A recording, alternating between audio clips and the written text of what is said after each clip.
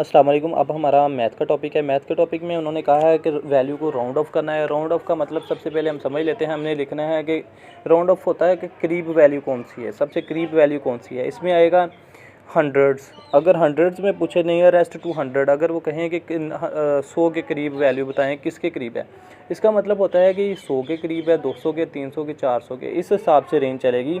यानी कि ये 100 के करीब है, 200 के, 300 के, 400 के, इसका मतलब ये होता है।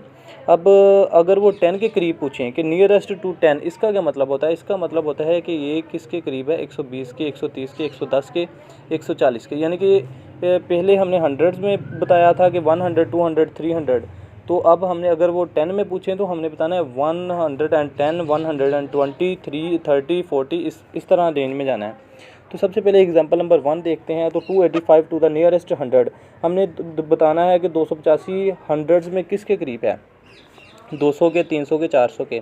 तो 285 है तो हमने एक लाइन ड्रा कर लेनी है सीधी, और 200 से लेकर हमें 300 तक लिख लेना है, क्योंकि 285 200 और 300 के दरमियान में आ रहा है। हमने 200 लिखना है और उसमें 10 बढ़ाते जाना है और 300 तक चले जाना है। 200 लिखा, 210 लिखा, 220 लिखा, 30 लिखा, इस तरह हमने 300 तक पहुँच जाना है। अब हमने वहाँ पर लाइन ड्रा करनी है जहाँ पर हमारा क्वेश्चन है 285 है ना, तो हमने वहाँ पर लाइन ड्रा करनी है। 285 होता कहाँ पर है, 280 और 290 के दरमियान में होगा, तो हमने वहाँ पर एक लाइन ड्रा करके वहाँ पर 285 लिख लेना है। अब उन्होंने कहा था कि नियरेस्ट 100 में से सबसे करीब 285 किसके है, 200 के, 300 के, 400 के। यहाँ पे देखिएगा 200 से लेकर 200 से लेकर 285 का फासला ज़्यादा है, इसलिए 200 के करीब नहीं है, तो इसलिए 300 के करीब है। हम यहाँ पे लिखेंगे 285 इज़ नियरेस्ट टू 300 देन 200, यानी कि 200 बजाय 200 के ये 300 के करीब है। तो इसके लिए एक हमारे पास अलामत होती है, तकरीबन बराबर की तरह की अलामत होती है, थोड़ी सी टेढ़ी करके हम इस तरह लिखते हैं। ये आप देख सकते हैं सामने। तो हम लिखेंगे 285 is approximately equal to 300। Next हम एक और एग्जांपल कर लेते हैं ताकि अच्छे से समझ आ सके। यहाँ पे हमारे पास 112 है। वो कह रहे हैं कि नियरेस्ट 10 के इक्वल बताएं कि 10 में से 110 के, 120 के, 140 के किसके करीब है। यहाँ पे हमने 10 बढ़ा के 100 से लेकर 10 बढ़ा के 200 तक ले जाना है। लाइन लगाई है, 100 लिखा है, 110 लिखा है, 120 लिखा है, इसी तरह 200 तक पहुँच जाना है।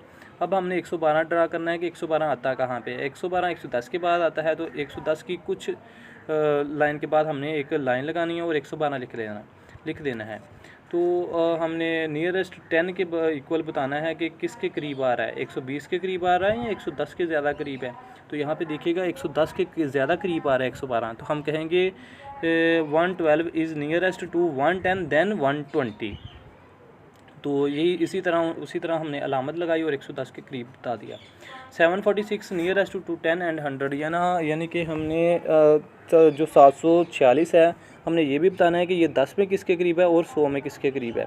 तो हमने एक लाइन ड्रा करनी है। सबसे पहले तो हमने यहाँ से 700 से लेकर 800 तक एक लाइन ड्रा कर लेनी है, ठीक है। तो 700 से लेकर हमने एक लाइन ड्रा की है 800 तक। तो यहाँ पे नज़र नहीं आ रहा नेक्स्ट टॉपिक इसका। तो हमने यहाँ पे 700 से लेकर 10 बढ़ा के हमने 800 तक लेके गए हैं और 746 लगा लिए। कहाँ पे आता है, 740 के बाद 46 आता है। तो यहाँ पे हमने एक लाइन ड्रा कर ली है और वहाँ पे लिख लिया। सबसे पहले हम क्या करेंगे, नियरेस्ट 10 के इक्वल बताएंगे कि 740 के करीब है या 750 के करीब है। तो हम देख सकते हैं कि 740 से फासला ज़्यादा है, 46 बन गया ना। 46 के बाद 4 डालें तो 50 आ जाता है, और 46 में से माइनस करें तो 740 से ज़्यादा फासला है, इसलिए 750 के ज़्यादा करीब है। हम कहेंगे 746 इज़ नियरेस्ट टू 750 देन 740। अब अगर हम हंड्रेड्स में देखें तो हंड्रेड्स में किसके करीब है, 700 के करीब है या 800 के करीब है। 700 से लेकर 46 का जो फासला है वो कम है और 800 से ज़्यादा है, क्योंकि 746 जो है कम है और जो 46 ये बनेगा 54, यानी कि फ़ासला 800 से फासला 54 बनेगा और यहाँ से 46 बन रहा है। इसलिए 746 700 के ज़्यादा करीब है और 800 से दूर है, इसलिए लिखेंगे 700 is nearest to 746 is nearest to 700 than 800। यहाँ तक उम्मीद करता हूँ कि समझ लगी होगी। अगर इसमें प्रॉब्लम आए मैथ में तो आप दोबारा पूछ सकते हैं।